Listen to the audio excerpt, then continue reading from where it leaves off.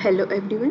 आज हम रेक्शिया में आर्किगोनिया का डेवलपमेंट कैसे होता है, उसका स्ट्रक्चर कैसे होता है, उसके बारे में पढ़ेंगे। डोर्सल सरफेस यानी कि जो अपाक्ष सतह होती है, उस सतह की कोई भी जो एपिकल सेल है, शीर्षस्थ कोशिका है, उस कोशिका से पीछे की तरफ 2 या 3 सेल्स पीछे की तरफ आर्किगोनियल इनिशियल या स्त्रीधानी प्रारंभिका बनती है। और ये जो आर्किगोनियल इनिशियल है, मीडियन ग्रोव जो है या मध्य खांच है, उसकी कोई भी सुपरफिशियल सेल हो सकती है।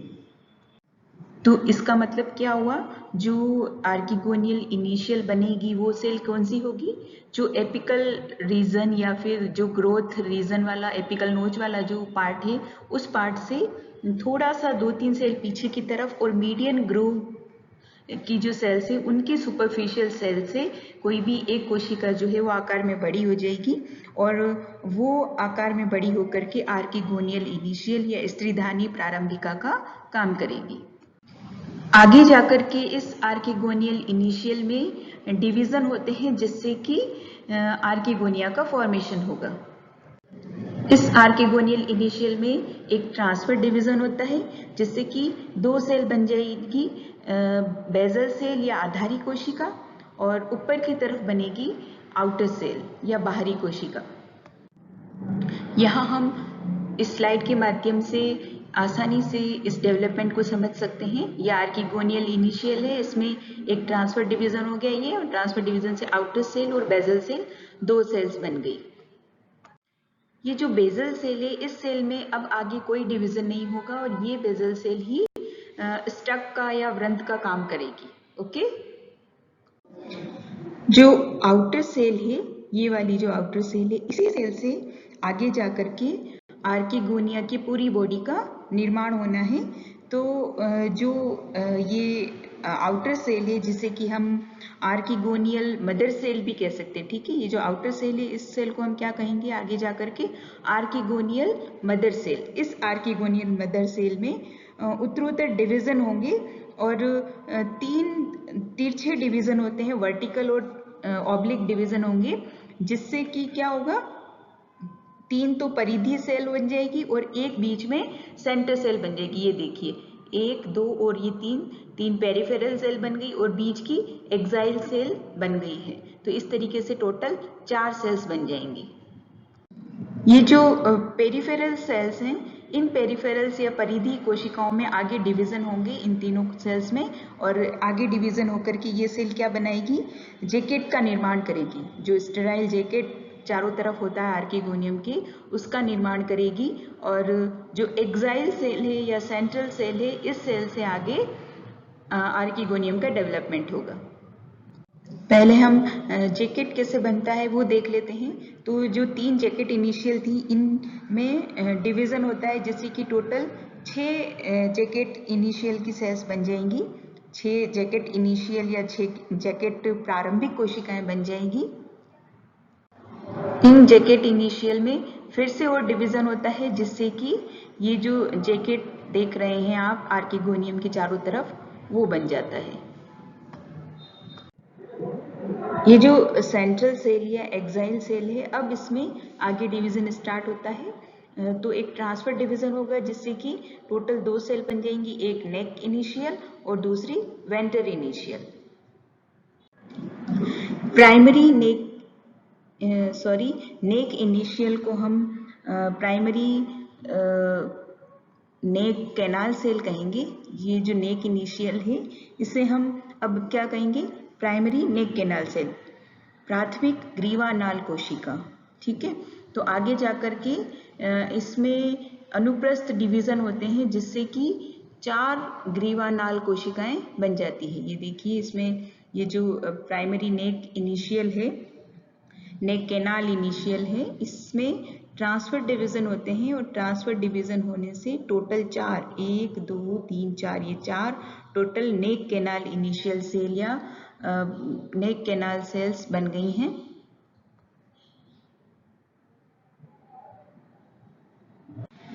अब ये जो अंडथा सेल है या वेंटर कैनाल सेल है, ये जो बड़ी सेल होती है, इस सेल में अनुप्रस्थ डिवीजन होता है किसमें, ये जो वेंटर कैनाल सेल थी, वेंटर इनिशियल था, इस वेंटर इनिशियल में फिर से एक ट्रांसफर डिवीजन होता है और ये असमान प्रकार का ट्रांसफर डिवीजन होगा जिससे कि ऊपर की तरफ एक छोटी सेल और नीचे बेस की तरफ एक बड़ी सेल का निर्माण होता है। ऊपर वाली जो छोटी सेल होगी इसे हम वेंटर कैनाल सेल या अंडदा नाल कोशिका कहेंगे। ये जो है वेंटर कैनाल सेल है या अंडदा नाल कोशिका है। और नीचे की जो बड़ी सेल है इसे हम एग सेल कहेंगे, जिसमें कि इस एग सेल में आप देख पा रहे हैं एक बड़ा सा ओवम है। ठीक है, तो इस प्रकार एक आर्किगोनिया का डेवलपमेंट होता है रिक्शा में। अब देखते हैं कि एक मेच्योर आर्किगोनियम का स्ट्रक्चर कैसे होता है, मेच्योर स्त्रीधानी का संरचना कैसे होती है वो देखते हैं। मेच्योर आर्किगोनियम कैसी है, थैलस के अपाक्ष सतह पर यानी कि थैलस के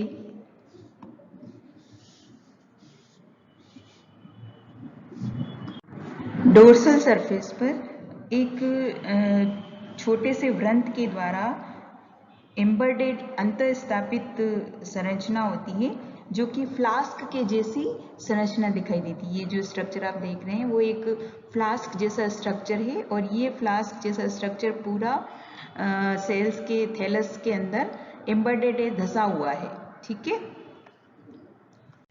इसका ऊपर का जो भाग होता है वो लंबा और ट्यूब लाइक स्ट्रक्चर होता है, जैसा कि फ्लास्क का स्ट्रक्चर होता है लंबा नली के समान। ये जो ट्यूबलाइक स्ट्रक्चर है वो काफ़ी इलोंगेटेड होता है और जो बेजल पार्ट होता है वो फूला हुआ स्ट्रक्चर होता है। इस नेक को कवर करने के लिए नेक कैनाल्स, नेक जैकेट सेल्स पाई जाती हैं। ये नेक जैकेट सेल्स हैं। ये नेक जैकेट सेल्स जो हैं वो यूनिसेलुलर एक कोशिकीय मोटी होती है और 6 to 9 तक लंबी हो सकती है। तो ये जो जैकेट है वो इस नेक सेल को पूरी तरीके से कवर करके रखता है। इसके बाद हम देखते हैं कि जो नेक है उसका टर्मिनल पार्ट 4 नेक सेल से बना रहता है। 4 नेक सेल या 4 ग्रीवा कोशिकाओं से बना होता है और वेंटर कैनाल सेल के नीचे की तरफ एक बड़ा एग सेल होती है, एक बड़ा एग प्रेजेंट होता है जिसे कि हम ओवम कहते हैं। इसका न्यूक्लियस साइज में काफ़ी बड़ा होता है। अब ये मेच्योर आर्किगोनिया फर्टिलाइजेशन के लिए रेडी है। अब हम पढ़ते हैं आगे फर्टिलाइजेशन। ब्रायोफाइट में फर्टिलाइजेशन वाटर की प्रेजेंस में ही होता है।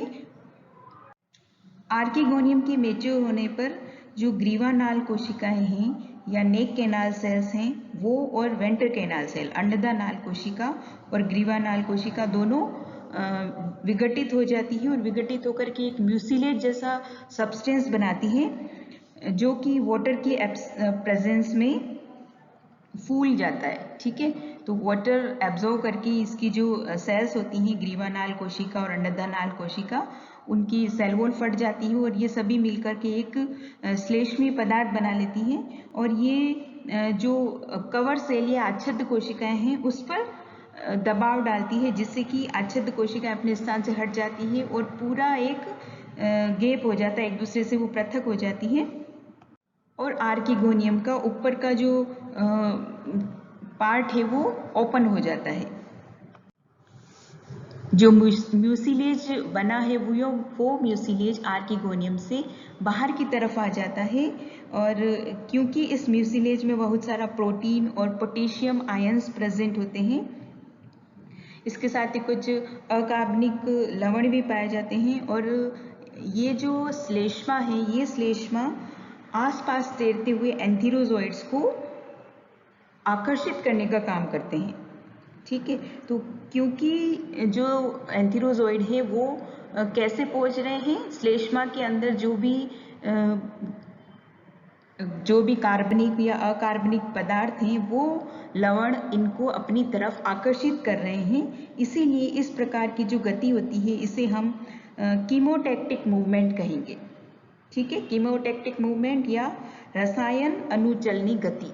तो कीमोटैक्टिक मूवमेंट के माध्यम से ही जो पुमणु हैं वो कहाँ तक पहुँच रहे हैं, आर्कीगोनिया तक पहुँच रहे हैं। अब ये जो पुमणु है या एंथीरोजोइड्स है, ये एंथीरोजोइड्स आर्कीगोनियम में पहुँच गए और वहाँ से आर्कीगोनियम से होते हुए, नेक से होते हुए कहाँ तक पहुँचते हैं, वेंट्रल कैनाल सेल और अंड या ओवम तक पहुँचते हैं। ठीक है, और वहाँ जाकर के जो ओवम है उससे फर्टिलाइजेशन का प्रोसेस पूरा होता है और फर्टिलाइजेशन से क्या बनेगा, एग और ओवम के फर्टिलाइजेशन से एक डिप्लॉइड जाइगोट का निर्माण होता है। इस डिप्लॉइड जाइगोट के चारों तरफ कुछ समय बाद में एक सेल्यूलोज की वॉल बन जाती है, जो आगे जाकर के निषिक्तांड या oospore में मॉडिफाई हो जाता है। और कुछ समय बाद क्या होगा, जो आर्कीगोनियम का ऊपर का जो जहाँ श्लेष्मा भरा हुआ था वो सूख जाता है और आर्कीगोनियम का जो ऊपर का कवर है, जो ओपन एरिया है, वो भी कुछ समय बाद में बंद हो जाता है। इसी oospore से आगे जाकर के किसका डेवलपमेंट होगा, बीजाणु उद्भिद पादप या स्पोरोफाइट का डेवलपमेंट होगा।